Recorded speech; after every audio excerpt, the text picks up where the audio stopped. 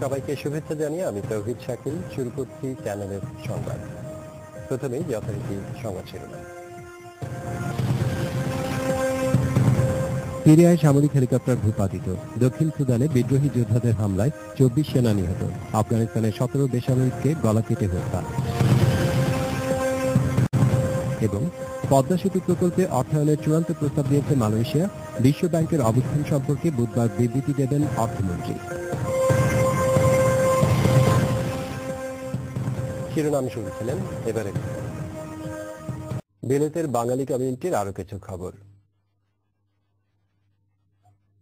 ফ্রান্সের তুলুজ শহরে পালন করা হয়েছে বাংলাদেশি কমিউনিটি অ্যাসোসিয়েশনের নবনির্বাচিত কার্যকরী কমিটির অভিষেক ও ঈদ পুনর্মিলনী। নতুন নেতৃত্ব আর ঈদ আনন্দে উৎফুল্ল তুলুজ প্রবাসী বাংলাদেশিদের খবর জানাচ্ছেন আমাদের সহকর্মী নুরুল ওয়াহিদ।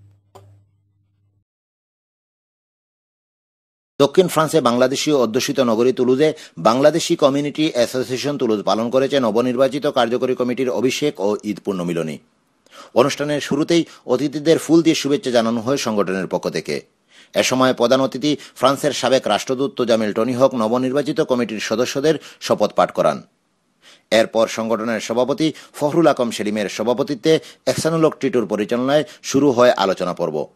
এতে বক্তব্য রাখেন প্রধান অতিথি তোজামিল টনিহক, বিশেষ অতিথি শরীফ আল মুমিন, শহীদুল আলম মানিক, ওসমান হোসেন মনির, মোস্তফা মিয়া, শওকত হোসেন বিপু ও হামিদুর রহমান। আগত অতিথি ও নবনির্বাচিতরা তুলুজের এই বাংলাদেশি কমিউনিটি উন্নয়নের জন্য সকলের ঐক্যবদ্ধতা কামনা করেন। এই যে নির্বাচন হয়েছে, সেই নির্বাচন অত্যন্ত গণতান্ত্রিক, সুস্থ, সুন্দর এবং শাশ্বত হয়েছে।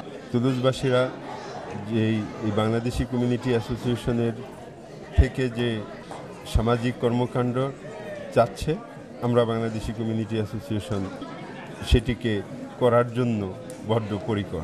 নির্বাচনী অঙ্গীকার চাচ্ছিল, ইনশাআল্লাহ আমরা সকল বাংলাদেশি ভাইদের নিয়ে তা সফল করার। দ্বিতীয় পর্বে পনতি রায় ও ইব্রাসিন বিপ্লবের পরিচালনায় শুরু হয় সাংস্কৃতিক অনুষ্ঠান। স্থানীয় ব্যান্ডদল দীর্ঘপথ, মেহেদী হাসান স্বপন, সামিয়া ফারুক, রুমা সুমার পাশাপাশি ইংল্যান্ড থেকে আগত শিল্পী রওশন আরামনি, প্যারিসের শিল্পী আফজাল ও রুমেল হল পরিপূর্ণ তুলুজ প্রবাসী বাংলাদেশিদের ঈদের আনন্দ বাড়িয়ে দেয় আরও এক ধাপ। ফ্রান্সের তুলুজ থেকে Nurul Wahid, channel S news.